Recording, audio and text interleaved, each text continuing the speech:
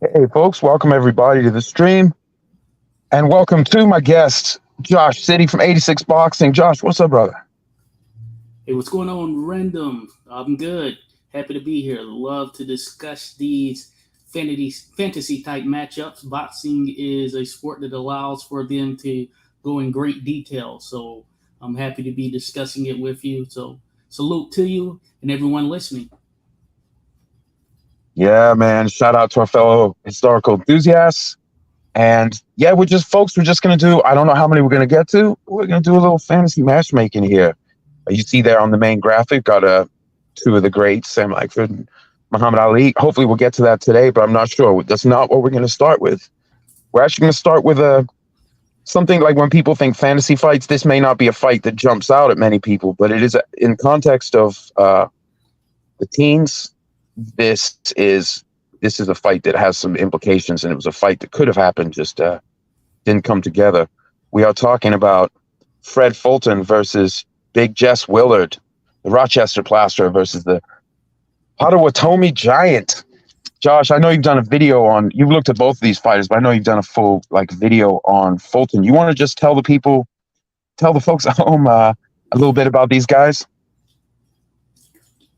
Certainly. People are probably more familiar with the Potawatomi Giant, Jess Willard, of course, former world heavyweight champion, picked up the title by defeating Jack Johnson, and of course lost the title by the TKO at the hands of Jack Dempsey. So therefore, those are two names that are hugely popular in the heavyweight history and just boxing history in general. So you'll definitely have a familiarity with him. But the Rochester Plasterer, and that is in reference to Rochester, Minnesota, that is the great Fred Fulton. As you mentioned, Random, on my channel, I was able to do a video that dove into his career. It was called Goat White Hope. At least that's what's on the thumbnail, because he was considered to be one of the great white hopes, or that term coined by Jack London.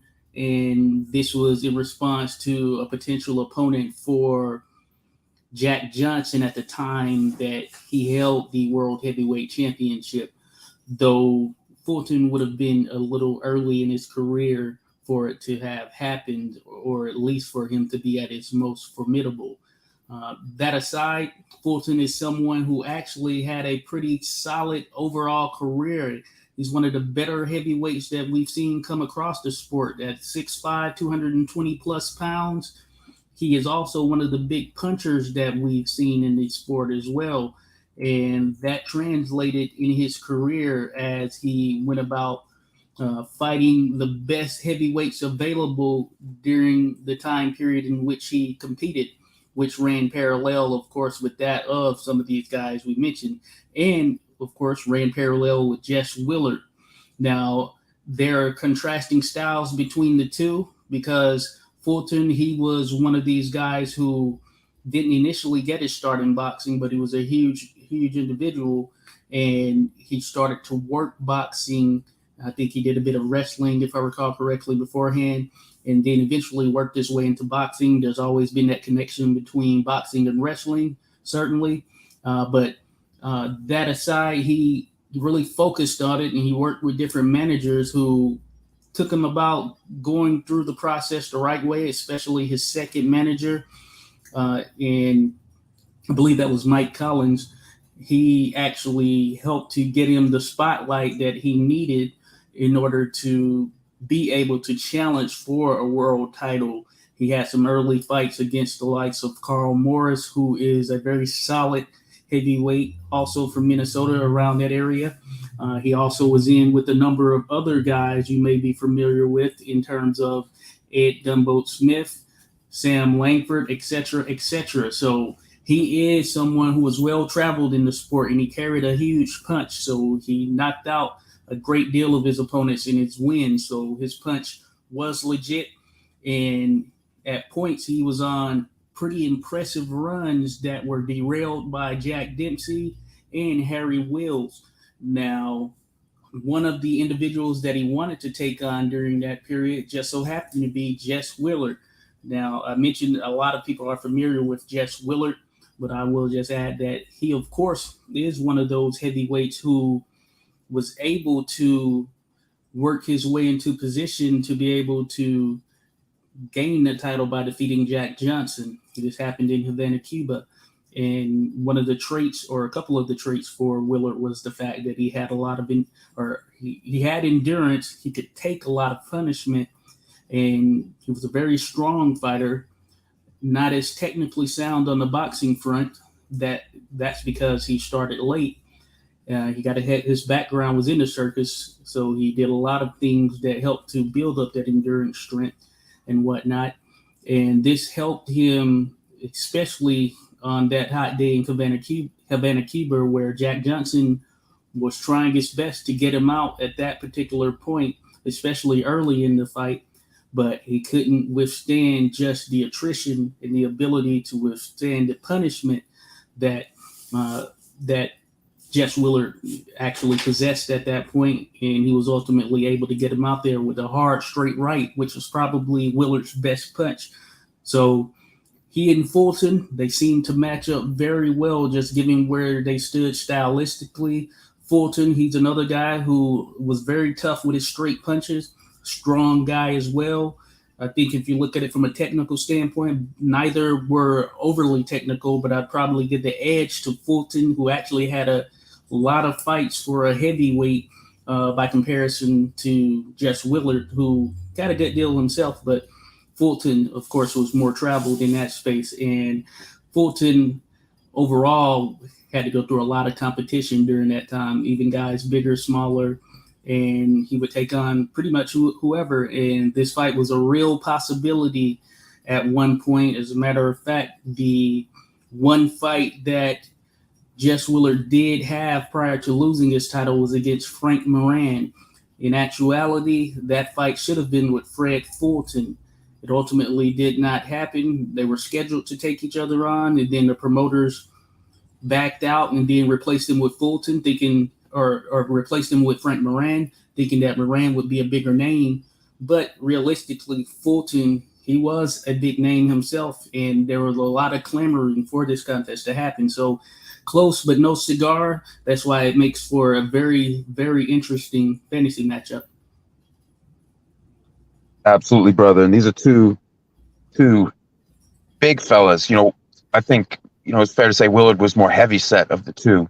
But Fulton had I think it was about an 84-inch reach, 84 and a half. His wingspan. Yeah.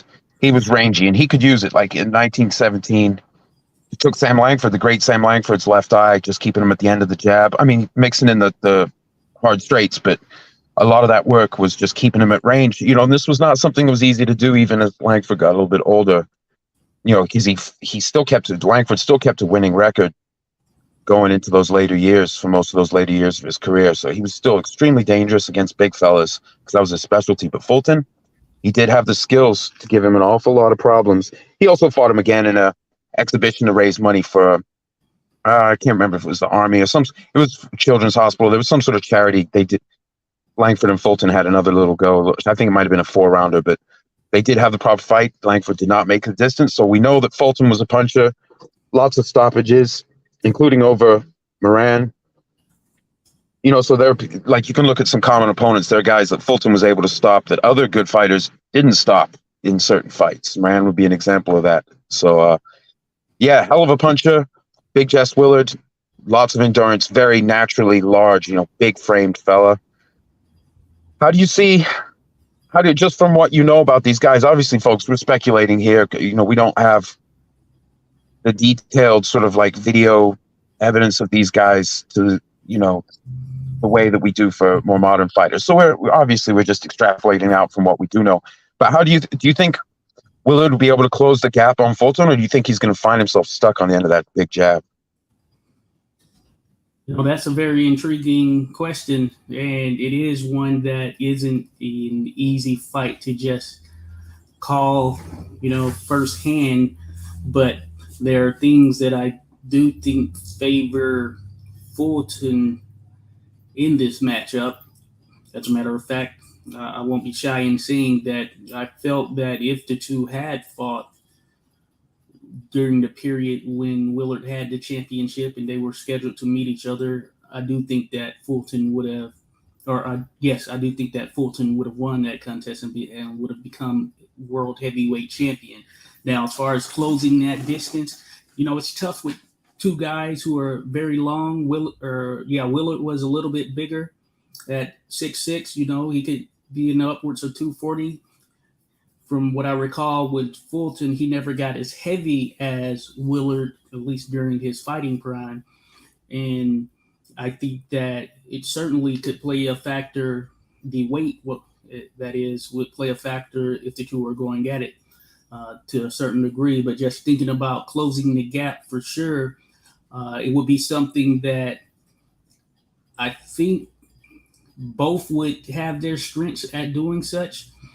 Just given that, despite the size, of course, there are two different sizes, but the measurables are generally pretty close. So I think they would both be utilizing the jab. There will probably be a strong piece of it for them.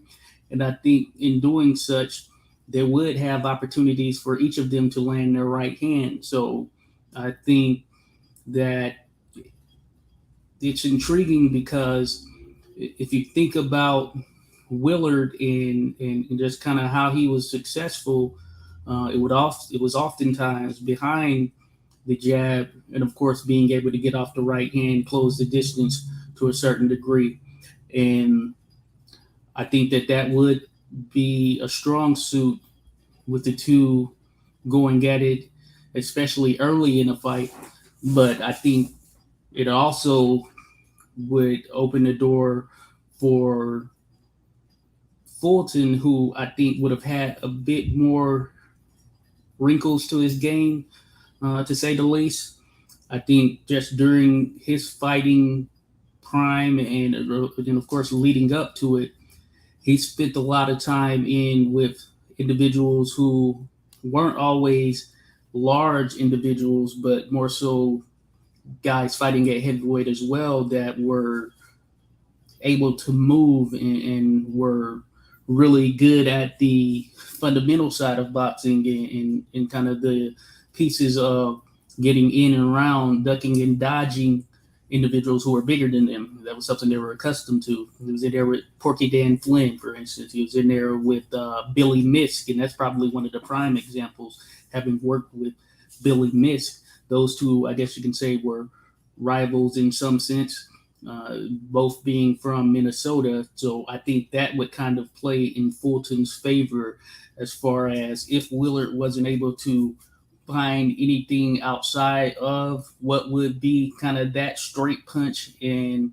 the 1-2 really more in a sort of straight line manner, then I think Fulton would have the ability to sort of move off of the line and offer up more opportunities to actually do more in the actual contest between the two. And that could mean that he sees a lot of early success. It could mean he sees less success later in the rounds. But for sure, Willard would be the type that could withstand a good deal of punishment. So I'd imagine it wouldn't be a quick knockout, but I think that,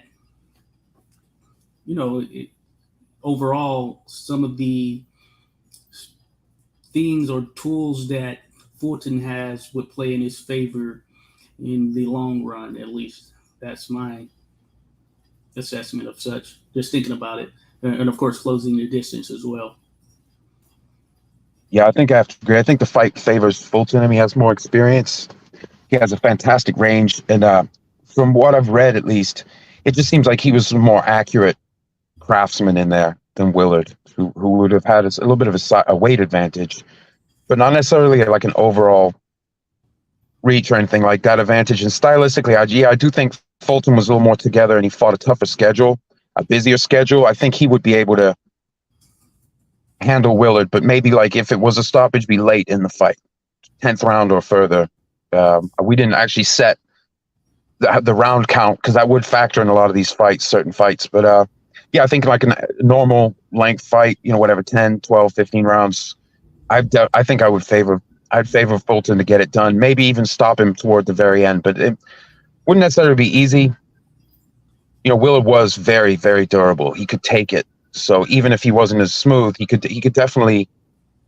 It's hard when you have a really big fella you can't easily hurt. But yeah, I do think I think I'm gonna go with like late round stoppage, maybe 12th round stoppage for Fulton. Do you want to try and call a round or just leave it general? It's up to you, brother. Yeah, that's an interesting one. Yeah, if I were to call it, yeah, I would probably lean more towards that area as well, somewhere a little bit later. Yeah, just thinking about what the duration would have been, it likely would have been 15 rounds, potentially 20. So I would think, yeah, somewhere around that 10th, 12th, somewhere in that mix there, I think that Fulton would be able to land enough or do enough to actually stop the contest. Now, if we just kind of think about it, I know that there have been other points in which Willard was stopped in fights. Same could be said of Fulton as well. He had those points in which he was stopped. Now, I do think that sort of at their peak in their high run, there were long stretches in which Fulton, he was pretty much going through an obliterating competition. And in between that period, the only two people to stop him were Jack Dempsey and Harry Wills, who I mentioned earlier. And we know those were strong, big-time punchers if we just think about it from what we know during the period. So I think that could play into Fulton's favor, just thinking about where he was at during his height. And Willard, he could withstand a good deal of punishment, as mentioned, but it wasn't as though he would always be able to just get through anything. I think it depended on who he was in with and the circumstances surrounding such. And versus a prime Fulton, I think that he had enough in the tank to probably be able to get that victory in that middle to later rounds of what would be a 15 or 20 round contest. And Fulton also had the luxury as well of being in with some guys, like I mentioned, Carl Morris. He was a big guy. He was heavier than Fulton. He was about 6'4", 6'5", but he was someone who, in a sense, was a guy that would be comparable weight-wise, though not 100%, but comparable enough to Willard, where I think that Fulton had shown that he was very much capable of pulling off a stoppage against him.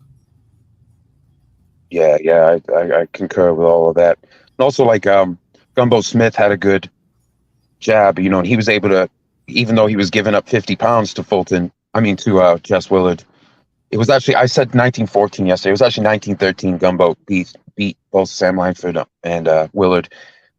And Gumbo, even though that was only a few years into Willard's career, Gumbo was able to keep him on the end of that jab. And Gumbo was like 180 pounds. Fulton's a much larger, longer limbed fighter. So I don't know how much more mobile Willard got as he got through his career, or if he just got more experience, but not necessarily more. He wasn't necessarily known to be a guy. I mean, he moved okay for his size, but he wasn't like the supreme mover. His toughness was part of his weaponry. So yeah, I think so. I guess on that one we agree. We got Fulton with a late round stoppage, and their primes were only a few years apart, so we don't have to talk about the reffing or rules because they fought in the same general era. They were rivals, although it seems like Willard, possibly through inactivity, left his prime before Fulton was done at the peak of his abilities. But yeah, I think Fulton has the advantage there. Do you want me to pull up the next one? Let's do it. All right. This one's gonna blow some hair back. We've got, yes, the Pittsburgh Windmill versus Captain Hook. We've got Harry Greb versus Roy Jones Jr. You could actually do this one across a couple weights. You could do this at Greb was world class at middle, light heavy, and even had a lot of wins at heavyweight. An underappreciated aspect of his game was fighting quite larger guys, you know, just using that volume and that mobility. So I guess we're taking prime. Was Roy better at 160? Not the resume, but from the eye test, your observation. You think Roy was better at 160 or 168? I don't think he was far off at either weight. Certainly 160 is where he stamped his name in the game, but it's hard to say he was better at either of those. I think he was at the top tier at both of those weights, realistically, even moving up there to 175. But I guess 160 is probably where we can match him as far as grab, since that was probably his optimal weight as well. And Roy Jones, that version at 160 was just an annihilator. And I think, 160 seems to gel right for them. But he was pretty solid at 168 as well, but I don't think he spent as much time there. Yeah, and also if we have them fight at 160, that'll like take out the part of Roy's career where he got into his bodybuilding phase, start putting on a lot of extra muscle, which I don't know if that would actually help him. I mean, he has the same lungs, have to feed all that muscle with oxygen. So maybe it's a better fight for Roy down at 160, but certainly Greb, we'll say, middleweight matchup, these two great fighters, one from the roaring, the teens and then the roaring 20s, and then the other from, Roy Jones, one of the modern greats. The speed, the lead hook, the ability to clown people and throw them off their game by looking overly relaxed, but there's danger behind it. Very theatrical fighter, Roy Jones Jr. Lots of fun to watch, lots of power. Not a part of the reason I brought this matchup to the table was because neither of these guys were formulaic. Like they both were very specific to them. Like you don't see boxers trying to be, like in a prolonged sense, trying to be Roy Jones Jr. out there. They don't necessarily have the speed or the reflexes or the power or the fast twitch muscle or all the combinations that made Roy great.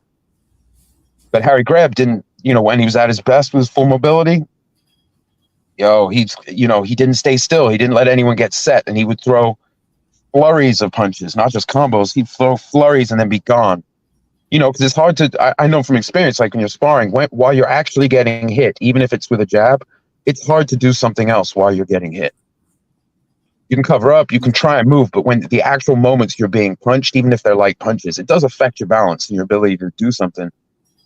And that was part of Greb's weaponry, was that he would hit you with a ton of stuff and then just be gone.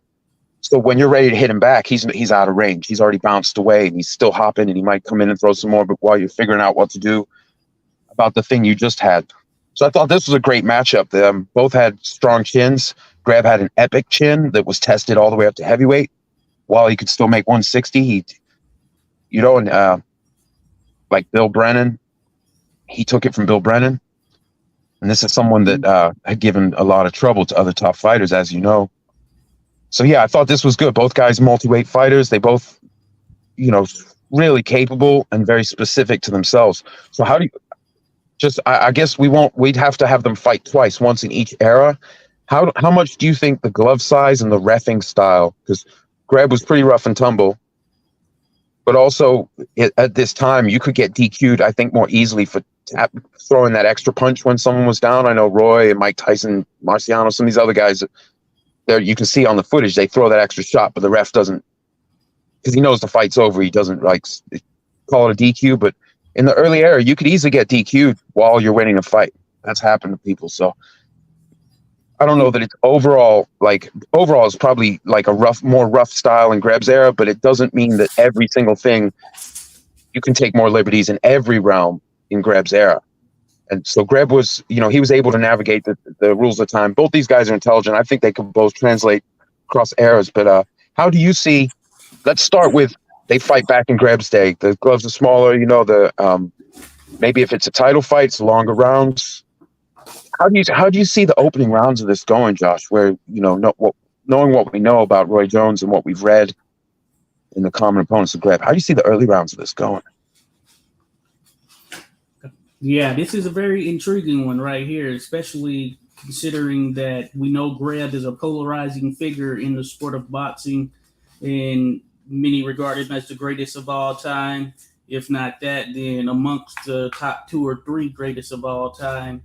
And with Roy Jones, there are those here in a more modern era who regard him as the greatest ever. And where he really stands out, say, in a matchup like this, is the fact that we have a visual reference for him. And that doesn't necessarily mean that that dictates that he would defeat a fighter from back in the day, for which we didn't. But most certainly, a lot of people would tie back to the visual reference and the fact that we were able to see more of Roy Jones, and you could just see that he was on a sort of god tier level when it comes to the greatest boxers that we've seen visually, and a lot of that was tied to his athleticism. There was a bit of unorthodox. There was an unorthodox nature to how he did things, sometimes very unconventional in those ways, but he was just super explosive, fast, athletic, and he could put things together in ways that other boxers weren't able to do. I mean, he could pull out some punches out of nowhere just in blazing speed. Now, with the likes of Harry Greb, of course, while we don't have footage, or at least much footage of him, only just some kind of training, mock training, and newsreel promo style footage that we have available on him.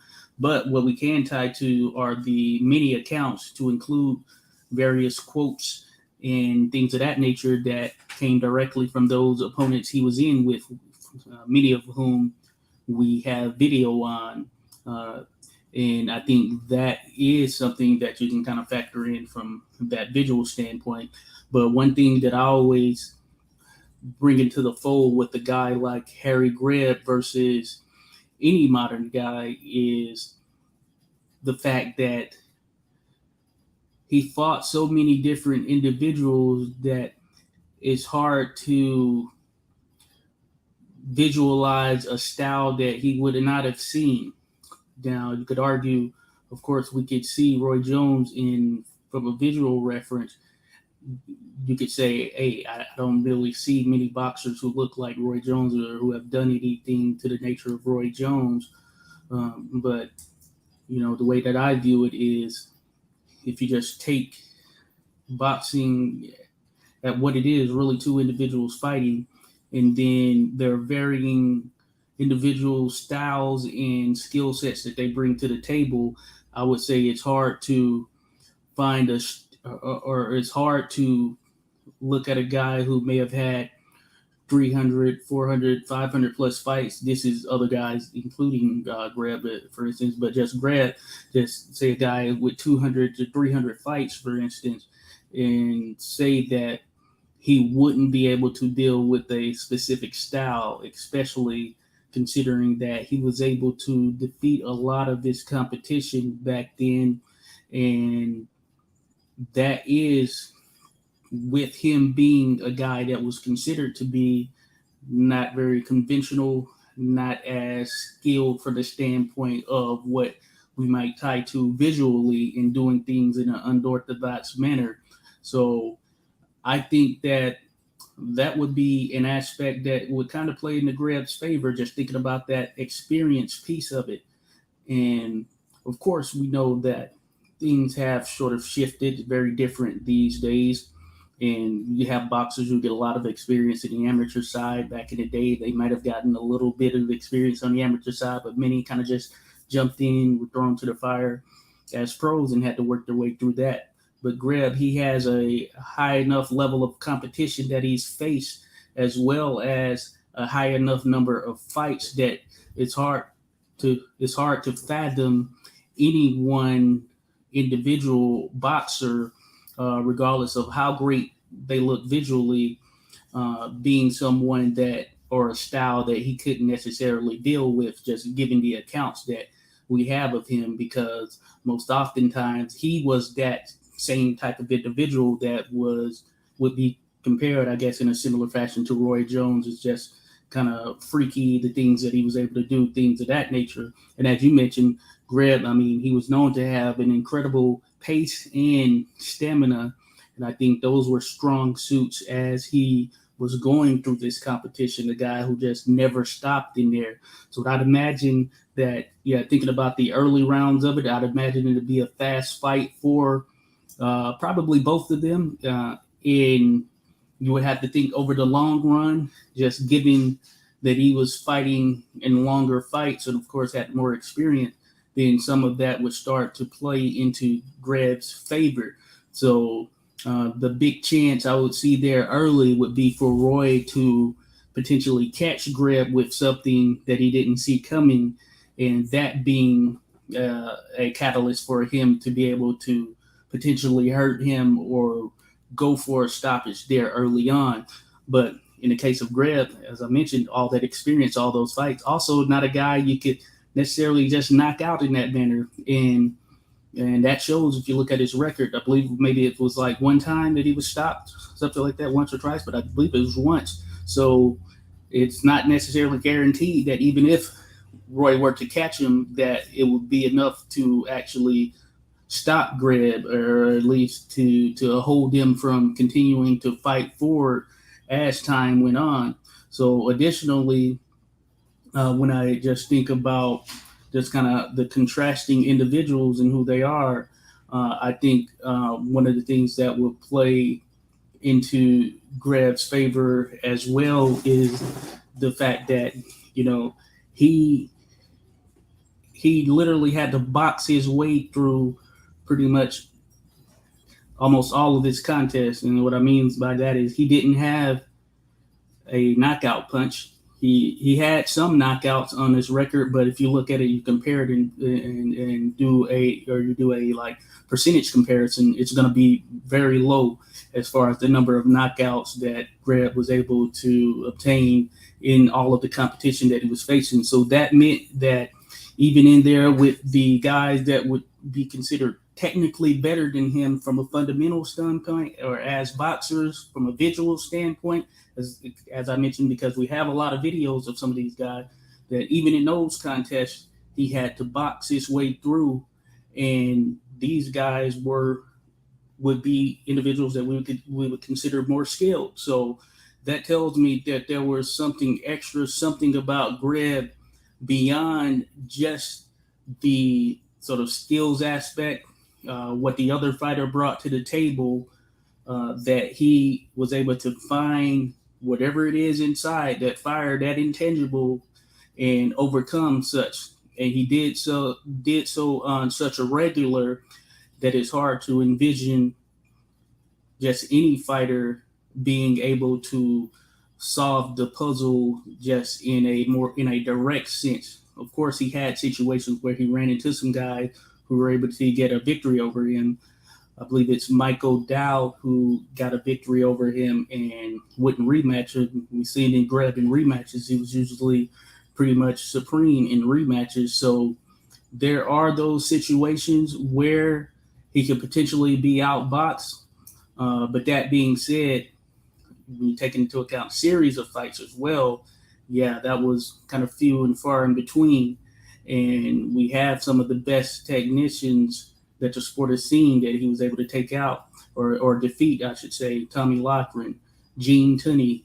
I could go on. And essentially what I'm saying is, it would be tough for Roy Jones, but the things that would play, like I said, into Roy Jones' favor in that early part as well would be his explosiveness, because we, from a visual reference, we do know that Roy Jones was very explosive, especially at 160. And he was super fast.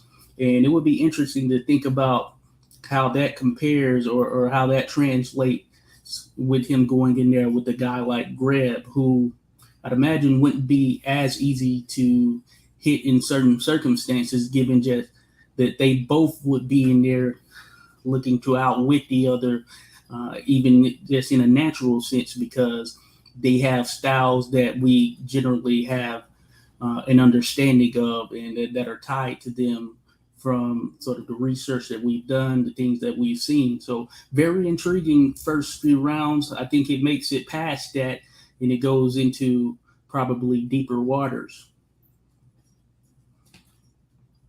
Yeah, I second all of those emotions, brother. Yeah, Greb was his level. Okay, so because of the time he fought in, and the fact that he just wanted to fight as much as possible, and like he'd go to a fight, but he'd be trying to get fights around that fight while he's getting ready for the fight. Like him and his manager had the understanding he wanted to be as busy as possible, and he did, man. That includes the highest level. I mean, if you can be in there with guys like the Gibbons brothers, Tommy and Mike Gibbons, Hall of Famers, Jeff Smith, Hall of Famer, Jack Dillon. You know, Jack Dillon alone, Jack Dillon's resume, his overall strength of competition in his career, Jack Dillon's blows most fighters in history out of the water. You're only talking about a dozen and a half guys at the most who have a tougher schedule, I would say, from what I've seen at least. Especially, like, you can go to Hardline Boxing Talk and you can search for a great fighter and Hardline Boxing Talk, and you will find a career video on these great fighters, and do the Jack Dillon one. It's a super CV, as BL says. It really is. And Greb was able to give him the business, and those are big fights, lots of attention on those fights. There's so much was written about Greb's prowess in this era because it was so rich. And Greb, but like it just goes on and on. Leo Hook battling Levinsky, you know, who else is he fighting? Billy Misk. My goodness, you know, it's like, and it just keeps going. You know, Kid Norfolk, he fights Tunney. He gives Tunney his only career loss. Now that was, I think that was a little later. Wasn't that 1922, he fights Tunney. So Greb's getting a little bit older. He's got some damage. He's already had an awful lot of fights. So I think we're thinking about a little bit of a younger Greb where he was fully mobile. He didn't do as much clinch work, although he knew it. Something I think that's interesting about this matchup is both of these gentlemen knew how to box sweet science style, like straight ahead boxing. They knew how. It didn't work for them. That wasn't their approach to outwit and outfight their opponents, but they knew how. They could probably do it as a joke, real cool, look real sharp like their opponents. But Greb was unorthodox. He was creative. He was like, you know, Roy was like a Venus flytrap. Like, oh, isn't it pretty? And then the jaws closed, you know. So he'd have one hand way down, like because of his athleticism and his bravado, he would make himself look vulnerable, and then it's go time, and you know, it would happen so quickly. And even when he was older, you know, he got in the Calzaghe fight, until he got overwhelmed, he landed some big shots. Just that Calzaghe had a great chin. This was an older, far past it Roy, you know, 39, I think Calzaghe was 36. I mean, it was a good fight though. It's just Calzaghe pulled ahead. And you can only draw so much from that because that was an older Roy. When he was younger, much better stamina. But if we're talking middleweight Roy, we're talking about like the Roy he was able to beat. Because I think didn't he move up after he beat Hopkins? I'm trying to remember. I don't know if it was immediately after. It could have been. I don't remember if it was his immediate fight from there. I'll check. To be honest with you. Yeah, I'll check real quick. But I'm pretty sure he beat Hopkins and moved up. I can't remember who it was he fought. I think the next one was like 160. He came in 166 or something. Anyway, so I think, you know, Greb had fights where he weighed in over 160. He didn't have to make weight because he's fighting at light heavy or heavy. So, yeah, both these guys, very dangerous. I think early in the fight, I do think Roy catches him. The speed, the brilliance, and the fact that he was setting traps, right? Now, Greb is a guy who weighed in his younger form, like in his absolute peak. But he could also get in and out very quickly, and he was throwing. He wasn't necessarily telegraphing anything because he wouldn't stop moving.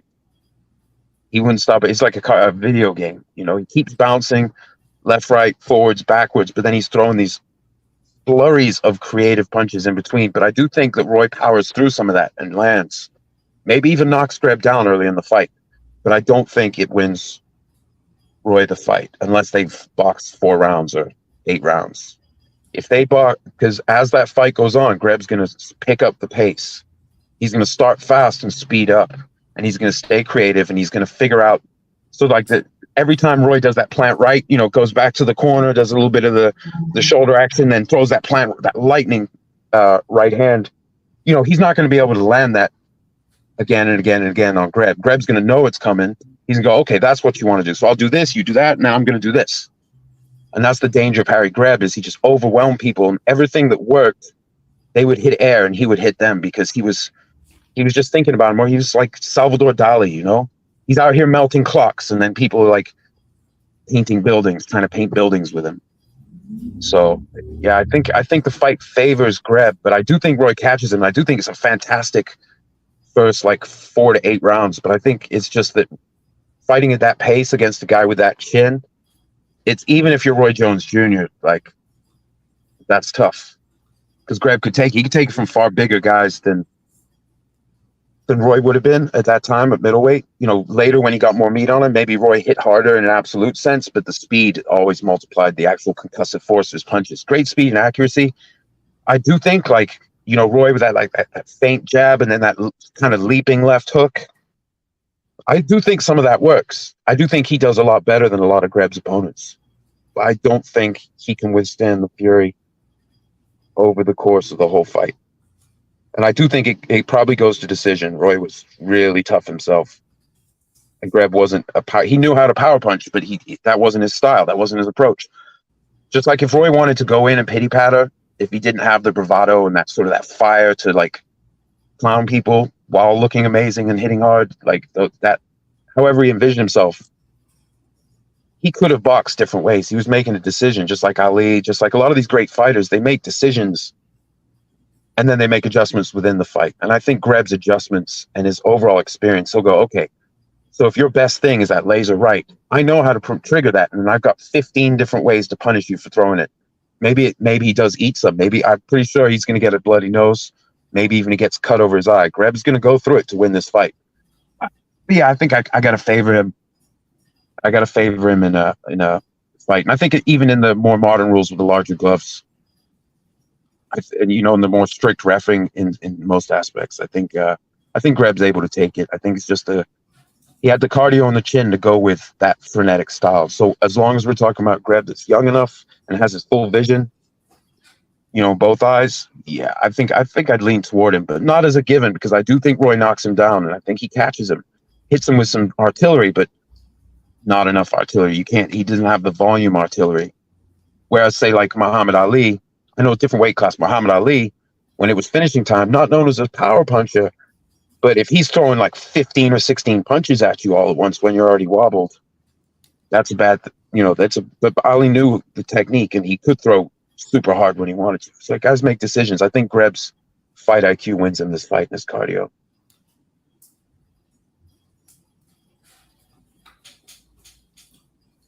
Good to go. Word. So let's go. You want to go to the next one? Let's do it.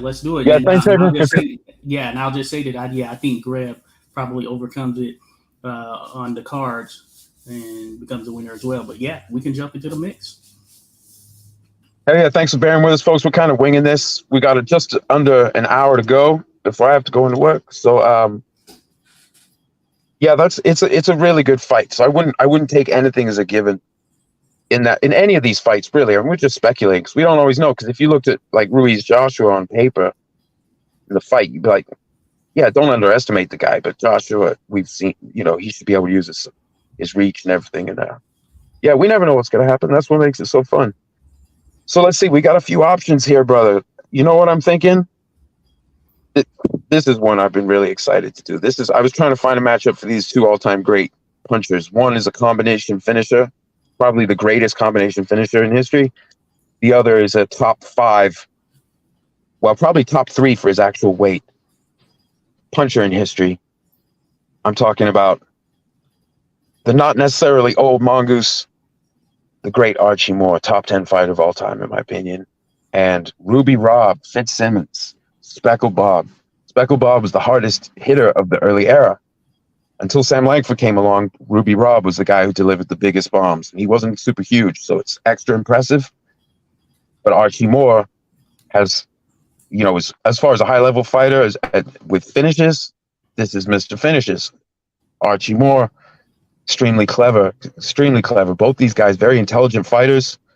Fitz would, in sparring, like he Fitz specifically targeted very, very, very specific areas. Like his traps and his setups were seriously dangerous, and he was a very dangerous person into old age too.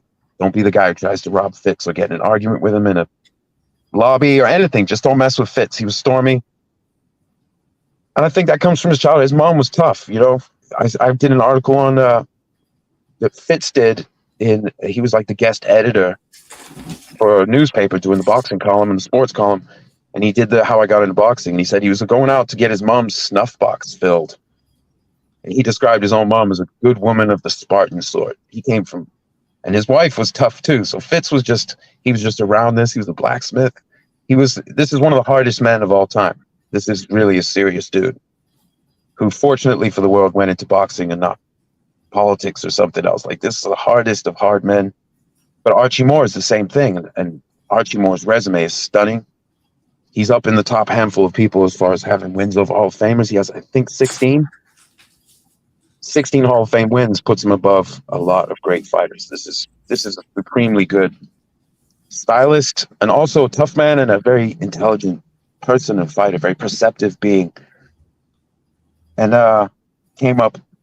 was denied so much opportunity, but then when he got the title past his prime, when it was probably already starting to get hard to make that weight, because he's older, he's in his 30s, then he stayed on top, light heavy. Archie Moore's, man, it's hard to say enough. That could be its own show. Maybe we should do a show on that guy sometime, but I don't know. I'm gonna let you take the floor, Josh. Think about this stylistically. What do you see here when you see these two all-time great fighters? Yeah, this is a very interesting one. Very, very interesting. Very intriguing. It's a tough one too. Just generally a very tough one. Both of them were great fighters, all-time great fighters. That is, we know that Bob Fitzsimmons is considered to be one of the greatest punchers in the sport's history. That aside, you can argue that the same is the case for Archie Moore, though it may be more so, his ability to finish. But he was able to rack up a ton of knockouts himself, which makes it all the more intriguing. I guess just the raw punching power. If you talk about a single punch, then things might lead towards Fitzsimmons in that regard. Now, this one, talking about two guys who were experienced, though the level of experience that Archie Moore had overall, just given the amount of fights that he was able to participate in. But by that same token, for Fitzsimmons, the majority of his stuff was at a very, very high level. So Archie Moore over 200 fights, then Fitzsimmons in just around 100 fights, I guess, when you factor in all of his contests.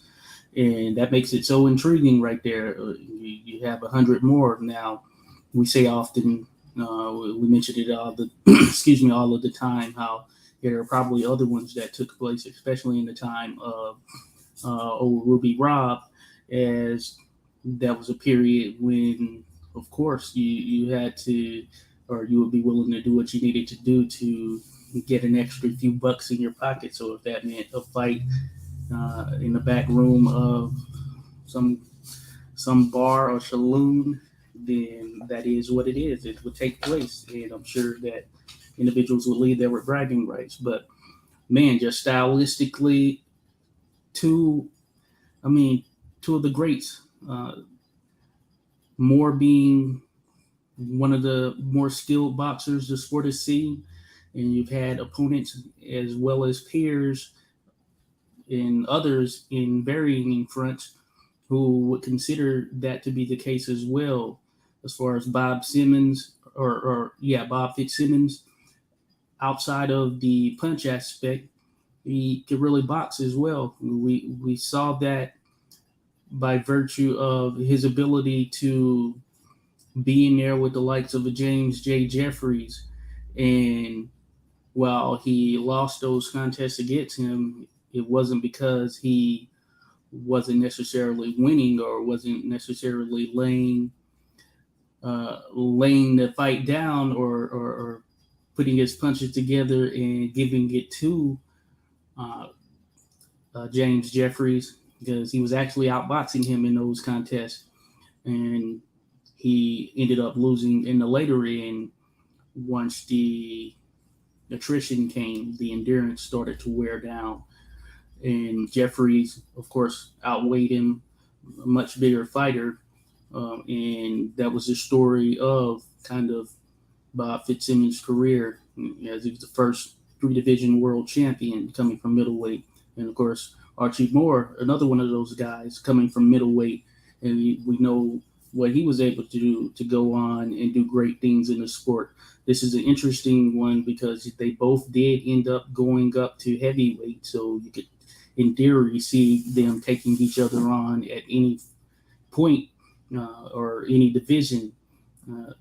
Now, 160 probably is one where we could truly match them, or 175 even, because that seems like an optimal weight for both of them, or at least somewhere in that range, probably where they were at their probably peak or absolute best, somewhere between that middleweight and light heavyweight range.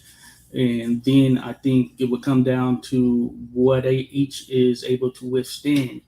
And that also makes it very intriguing because Bob Fitzsimmons, he was stopped in his career at points.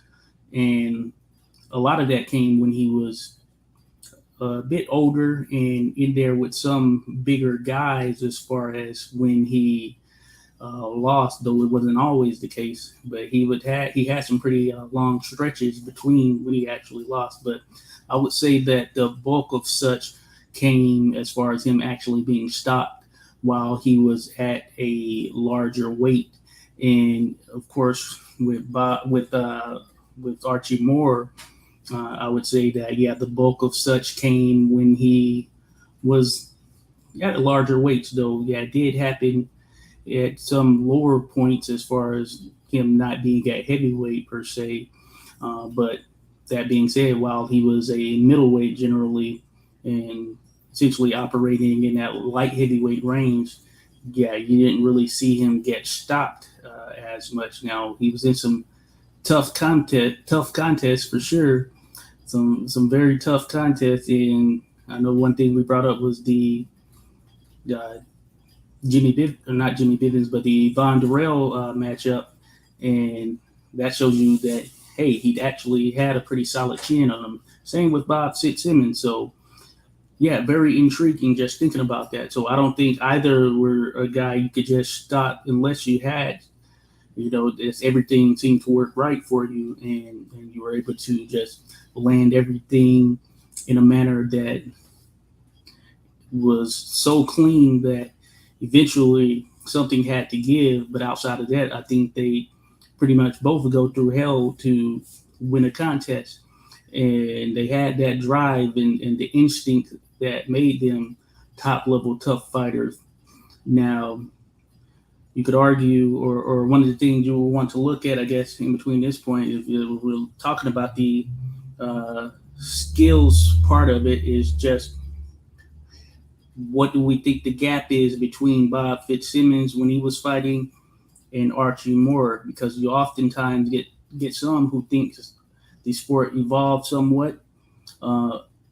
I'm not always in that same mindset, but there are fighters you can see who were employing tactics that we could visually see more in a similar case to the previous matchup. Of course, if you don't have much video on a person, then you're not really going to see visually and stylistically how they look. But that being said, the scientific nature of the sport has always been there. So we would have to think about how much of what Archie Moore was able to learn by the point that he became top level in his career versus that of when Bob Fitzsimmons was at the top level of his career in the contest with James J. Corbett. And of course, this is when Fitzsimmons won the heavyweight title. Corbett was outboxing him through the early part of the contest, and Fitzsimmons, he showed he had that grit and he withstood. Fitzsimmons actually even got up off of the canvas in that contest. Now, Corbett, he's known to be a pretty solid boxer, one of these sort of technicians and tacticians just thinking about it from a scientific standpoint. And he got a little bit of the edge, and I think this is sort of probably the main relevant one, because I think Corbett, he would have stylistically look more, or he be more associated with kind of the modern times. But that being said, Archie Moore, we know that what he was able to do in his career, a lot of that came down to the technical ability as well. And in addition to that, he was able to rack up a ton of knockouts while doing so. Both of them have pretty solid high percentage of knockouts in their contest. It's just a matter of, or at least for me, just thinking about it here, it's just like how much more of that edge from a skills perspective would Archie Moore have over Fitzsimmons if he didn't have any at all. Pretty much even money contest, and the punch side of things lies with Bob Fitzsimmons and the potential of him getting Archie Moore out there. Now, I do think that Archie Moore is one of the most skilled ever, and if I had to boil it down, I would put him above Fitzsimmons, who I'm a major fan of from that standpoint. And when you take that into account, I myself personally would probably lean more towards Archie Moore in this regard, and that's at whatever weight, whether that's middle, light heavy, or heavyweight. Now, of course, I do think Fitzsimmons has a chance to potentially pull it off and get a knockout, and I think his power certainly carried. But by that same token, I know that Archie Moore is a top level enough finisher, and he could get individuals out as well in a way that it would be dangerous for Fitzsimmons as the fights went on. So I'd expect it to go rounds. It will probably be later on in a contest. We could assume this would be a 15 rounder.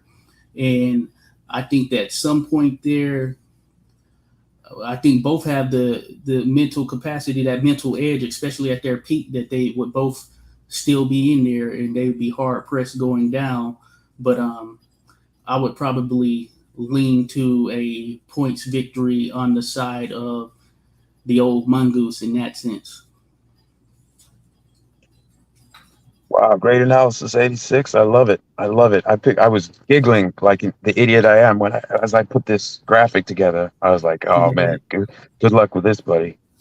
That was really good. I love this fight. I love this. I think one of my all-time dream fights is Sam Langford, Archie Moore, right? Prime.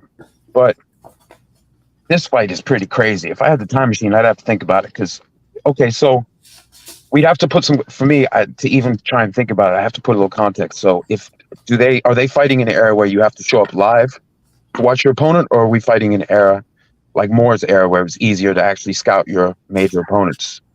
Because that would make a difference, because Fitz was a very clever guy, and he had a good sense of anatomy.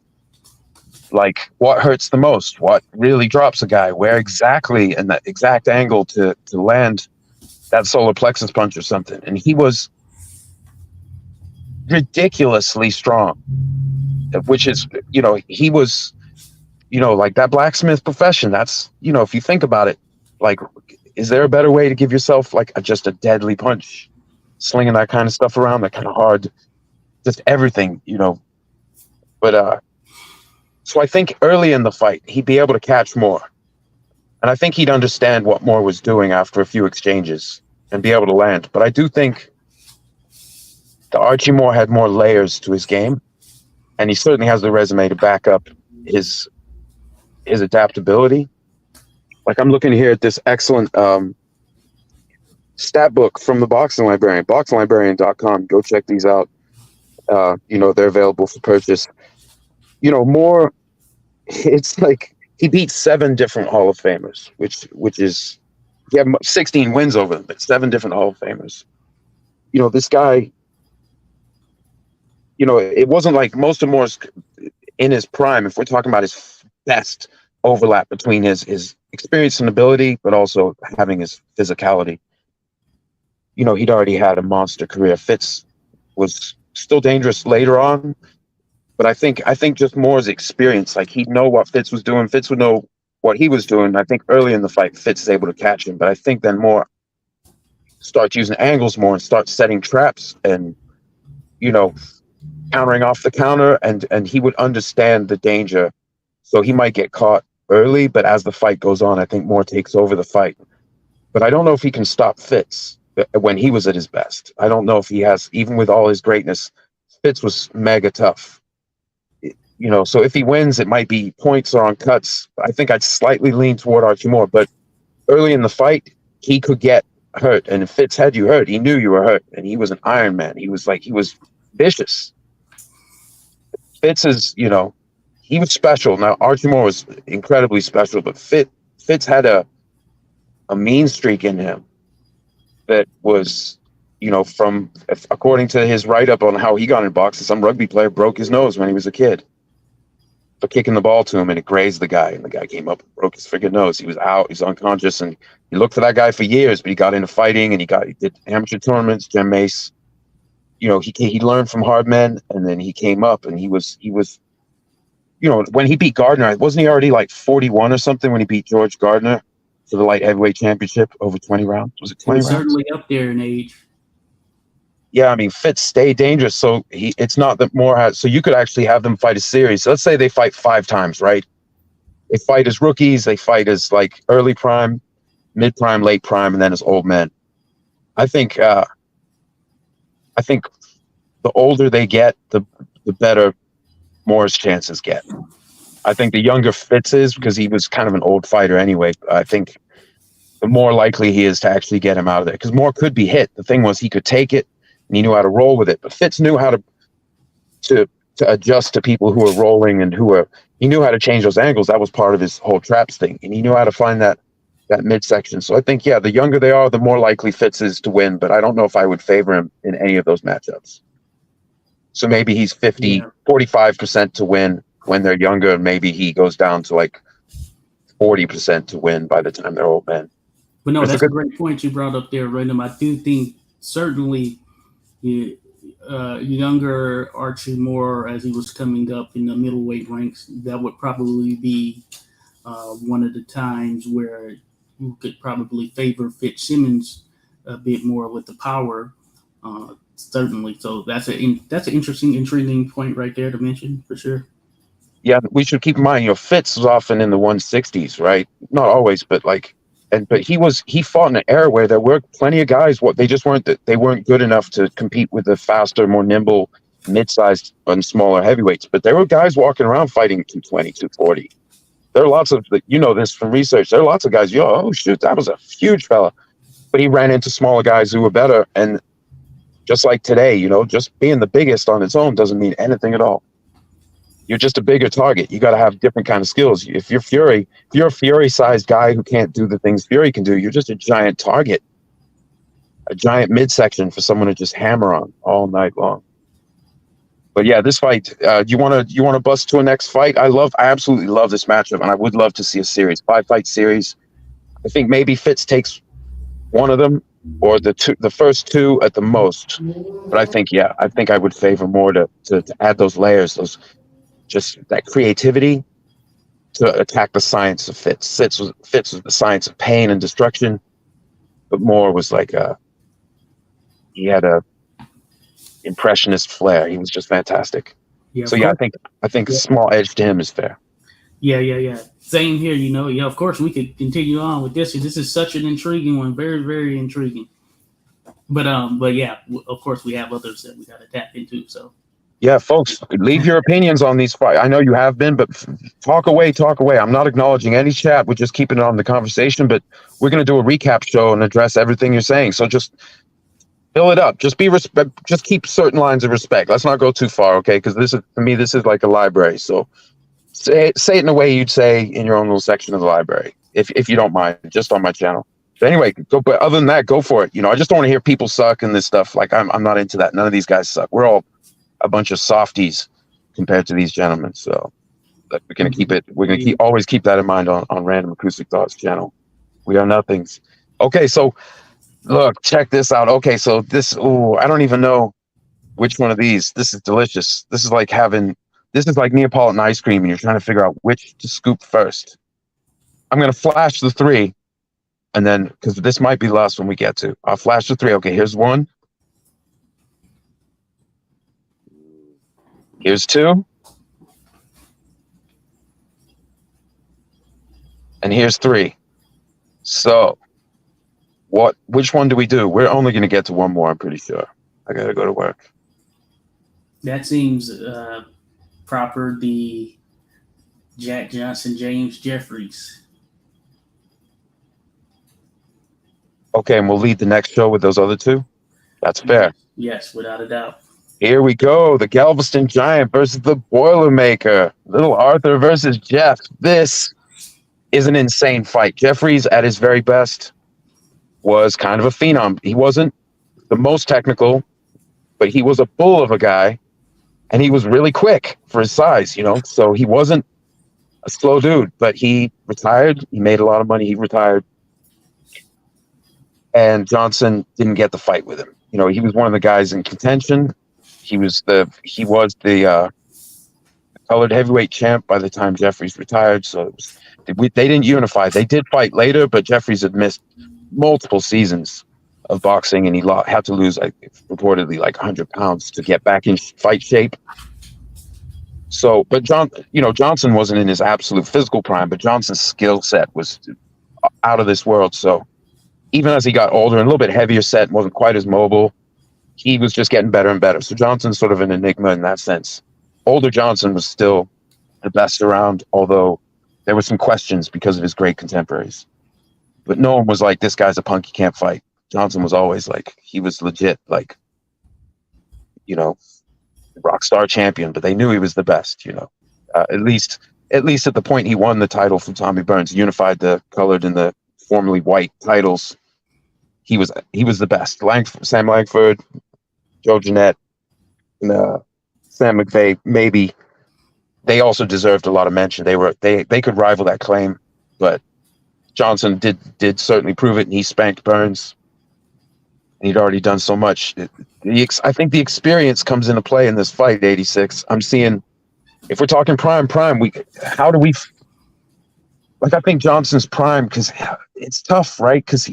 But I think the active part of his career, the most active. So I think maybe we take 1908 Jack Johnson, right?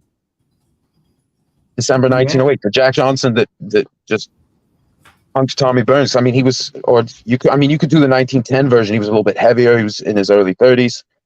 But I think, he wasn't 30 years old when he beat. So he's a little bit older by the standards of the time, but he had great experience and he was a clever fighter. So he didn't take a lot of damage once he got his craft down, thanks in part to the great Joe Troyanski, who beat him. I guess they got arrested, but he learned a lot of things from him. But Johnson also was associated with the great Barbados Joe Walcott, who was one of the greatest little man tough guys of all time, fighters overcoming height, overcoming reach.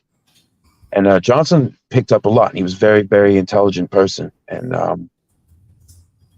I think even in the prime, I don't think it looks the same way as the fight that they did have in 1910. But I think I would favor Johnson anytime they fought, unless, because to find a way that Johnson doesn't match up well as fast as Jeffries was and as tough as he was, I think it would have to be before Johnson actually hit his full prime. Pre-1903 versus an absolute peak Jeffries, maybe Jeffries takes it. But I think if you're giving Johnson the best chance, especially if it's a title fight, everything's at stake. Jeffries is going to lead, Johnson's going to counter him. Johnson's going to lean on him, and he's going to do a higher paced version of what he did when they fought when they were both a little bit older, especially Jeffries was older, but Johnson wasn't a kid by that. I think he was 32 when they fought, somewhere in that range. So what do you think? How do you see this playing out? Is there a time when Jeffries, at a similar point in their respective careers, that Jeffries would be your favorite? So, funny thing is, when I had thought about this matchup and thinking about the optimal point, given the fact that, of course, Jeffries was done in 1904, I think that prior to such, had he faced that version of Jack Johnson that was not the version that we saw there more mature as we moved more towards the latter part of the 1910. Then I think that Jeffries would have probably been favored, and would have been a good case for him getting victory there. I think certainly 1903 through 1904 version of Jack Johnson was starting to come into his own, and gain that necessary experience in starting to have that look and feel of a standout type fighter. And this would have been Jeffries at his peak at that particular time, and at least to that period, he reigned supreme, and he had been in with some tough competition, just as Johnson had been and would continue to go on to do. So this one is a very intriguing one for me as well, just given the dynamic with Jeffries being one of those guys who's very interesting just in the history of heavyweights, period, because he didn't have a very long career, both in length and also in number of fights. So you have to really kind of just break it down and look at it from the standpoint of who he fought within that period. And for individuals with a low amount of fights, he did put in a lot of good work against some high level competition. Uh, some who have gone on to be considered some of the greatest we've seen in the sport, as well as those who were right there, contenders of the time who were very tough as well. So, he was in there with Corbett, Fitzsimmons. I mean, you think about it, think about the Tom Sharkeys of the world. Uh, of course, he was in there with Johnson, the subject of this, but a different time for him. Of course, that wasn't him at his best, and him being in a realistically winnable contest. But also, he was in with some others, Gus Rulin, Hank Griffin, other top level contenders. And a lot of these guys are instrumental in the development of individuals like Jeffries or Jack Johnson. So they both had some of these individuals on their resume as well. Now, Johnson went on to have more fights, which makes it a bit more intriguing as well. Just you think about that comparison to Jeffries, who had the smaller career. So you look at that, then you kind of dive into sort of the skill sets of both fighters, then some of the tangibles, intangibles. From a skills perspective, of course, the edge would go there to Jack Johnson, who's considered to be one of the more skilled that the sport has seen, especially on the defensive side. Worked with a lot of skilled boxers who helped him to get to the point that he ultimately became. We always reference Joe Chalinsky, one of the more skilled that the sport has seen, another one who was prominent in that time, and someone who also worked with Jeffries when he was making a comeback to take on Johnson. So that shows that what he was able to provide was of value. Now, that's one angle you look at. Of course, the skills, you think about just what the two brought to the table from a mental standpoint.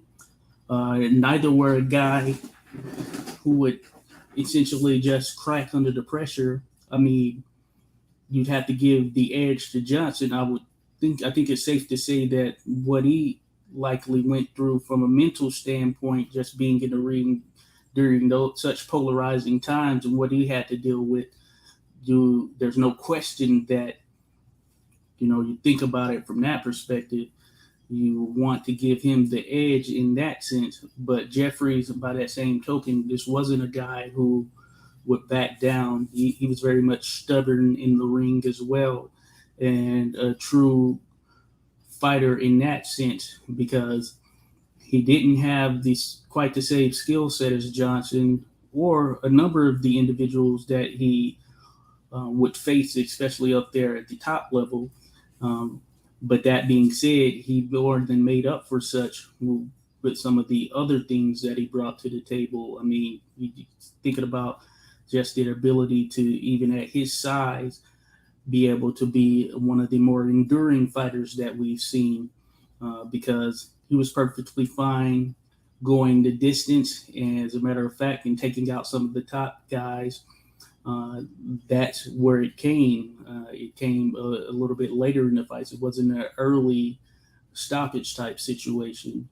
And I think that says something about what the man was himself, with that endurance, that ability to take punishment. He had a great work ethic routine. And I think that all kind of helps him in this case of taking on a guy like Johnson, who, by the same token, he could go the distance, and he had been in a number of situations as well. Uh, so you look at those things, then you start to dive into some of the attributes that are just naturally tied to them. You could argue the stronger fighter may have been Jeffries, and with them probably at their peak and optimal weight, Jeffries would be a little bigger from a weight perspective, and he'd be able to manage that and carry that in that same fashion as though he would, or in the same fashion as the fighter he was, who could continue to fight on through attrition, etc., go the distance, all of that. So he would be a little bit bigger from that perspective, I guess, at his optimal weight. But I would also say that Johnson would probably be the better mover in the ring, probably would look more fluid. We saw some of that in their contest, though that wasn't the best version of Jeffries. But certainly the outside game would play into Johnson's favor, in my opinion. The inside game would be a tougher story. There are benefits to both of them. I think that from an offensive standpoint on the inside, you could probably give James J. Jeffries the edge. As far as Jack, of course, he could work on the inside as well, but we also know that there would be times where even when he had his guys tied up, he wouldn't throw punches. So it could vary. Maybe if he's in there with Jeffries, then he's really going to be going for it there on the inside. And maybe a prime Jeffries, he isn't going to be, kind of playing the crowd and all of that stuff as well. So those are things that you have to think about, and that's what makes it very interesting. If you think about just boxing from that skill perspective and kind of the punches that one has available, I think the edge might go to Johnson in that sense. He could work the jab, though I'm sure Jeffries could do the same, but I think that where Jeffrey would find the most success out of the contest would be on the inside. And his strong suit there would probably give him a slight edge to Johnson on the inside, but I don't think by much. And it could very well be even. So you take those things into account. You think about the chins. Yeah, Johnson, of course, he's been knocked out, and some of that happened early in his career, and some of that happened or past his best, I guess you can say, as far as when a number of them came about. But that being said, during those points, just thinking about it from an early standpoint and what Joe Trewinski was able to do, I think some of that came down to, from a stylistic standpoint and from a skill standpoint, he was ahead. I don't know that there's any point in which Jeffries is better or more skilled, or I would say more skilled than Johnson, even maybe a younger Johnson being in there with Jeffries. I think it would just be a more raw Johnson. So I don't know if things would play out in that same manner with him getting a knockout in a similar capacity. But that's what makes it interesting, and I think that yeah, when you boil all of that up, from an intangible standpoint, both of these guys had top level intangibles as well. I mean, you just think about who they were as fighters, what they were able to do uh, in the sport, and who they ran up against. Both of them had a high level of intangibles, and I left off in terms of when I was mentioning the knockout piece of it or the stoppage piece. Of course, Jeffries wasn't stopped except for in that contest with Johnson there that came later, and of course we've all seen that video. You just have to think that, of course, he was on on a fool's errand in some sense, so it might not have necessarily gone down in that same manner. But yeah, just factoring all of that stuff in, just thinking about the intangibles, things of that nature, um, what each fighter would have gone through.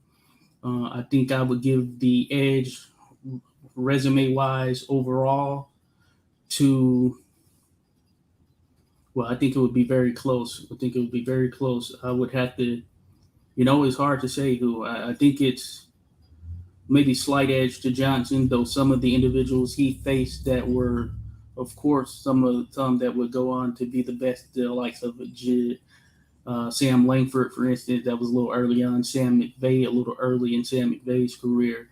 So I think as far as those top level names, I would give the edge to Johnson by a slight margin. But that being said, James J. Jeffries had a ton of top level competition on his resume as well. And I think that makes it all the more intriguing just thinking about it. But man, when you're talking about the two fighting in their prime, let's say we get that 1904 Johnson, let's say he continues to carry on and we're in 1906 and then we have a head to head with Johnson and Jeffries at that particular time. Man, that would be a hell of a fight, I think. I think it would be a hell of a fight. And a part of me, I think it goes the distance. I don't think either gets stopped. Assuming they did I think even if they did the 45 rounder like this original contest was slated for, I think that neither fighter gets stopped in this contest. And yeah, it's just a tough one, super tough one. I give a slight edge, just thinking about what he may be able to do from the outside to Johnson. But certainly the nature of the fight and how it's dictated could change that. Certainly, if it's fought the majority of it on the inside, then that plays more, in my opinion, to Jeffrey's favor. So I think those would be probably the two main separating factors. Jeffrey's getting a slight edge on the inside, and I do think it'll be a fairly slight edge, but Johnson getting the edge on the outside, and this might be something that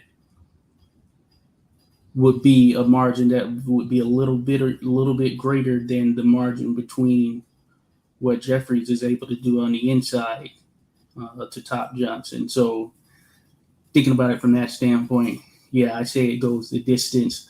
Just thinking about the varying scenarios of the two men in their prime, and I would give Johnson that slight points edge, but it'd be a tough contest without a doubt. Yeah, great analysis, 86. You definitely did that fight justice. Yeah, I think it's, Jeffries was gone season after season after season. So, like, it wasn't, it's hard to draw too much from when they did fight because Johnson's skill and intelligence always worked in his favor. And when he got older, he retained his abilities better than Jeffries because he never got that out of shape. He put on some weight, walking around 220 or more, but he wasn't Jeffries, who must have been like his fighting weight wasn't like 226 or something.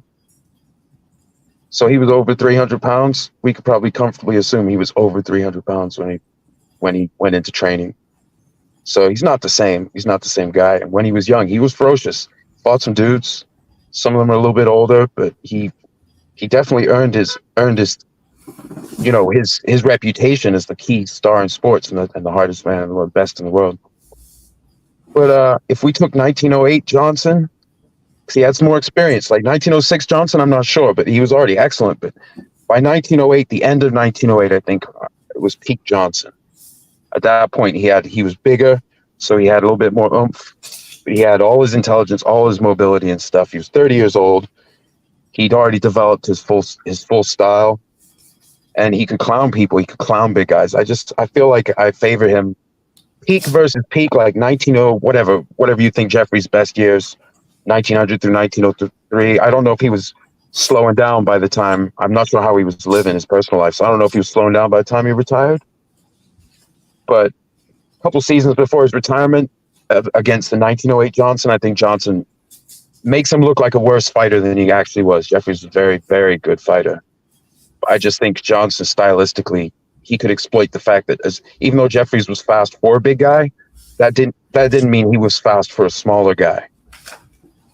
So he had a lot of oomph, but it wasn't like he was coming with blistering speed. So it wouldn't be like a lightweight, or I mean like a middleweight or a super middle fighting like Calzaghe, where it's blistering speed, however you look at it. Like Jeffries had he was nimble, but he wasn't Joe Gans.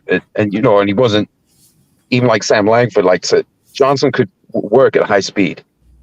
And he was just a big guy, but he could fight guys bigger and smaller himself. He won the colored heavyweight title. He gave up 20 pounds to Denver Ed Martin. So, he wasn't, but by 1908, he had filled out. So he was probably 200 or more. I'm not sure exactly, but what he was when he fought Burns. But I think that version beats the best version of Jeffries. Maybe earlier in their careers, but maybe the Johnson that lost to Choinski gets destroyed by the Bull, who's comparably young in his career. But Johnson fought a lot longer, if I'm not mistaken. So it would be hard to stretch their careers, map them out next to each other, because the one of them had a much longer career. But yeah, I think the best Johnson has the edge. Folks, that is the last one we're going to get to. Coming up next show, at a minimum, we're going to touch on two of the three greatest heavyweight competitors of all time in my book: the great Muhammad Ali, Boston Bone Crusher, the great Sam Langford.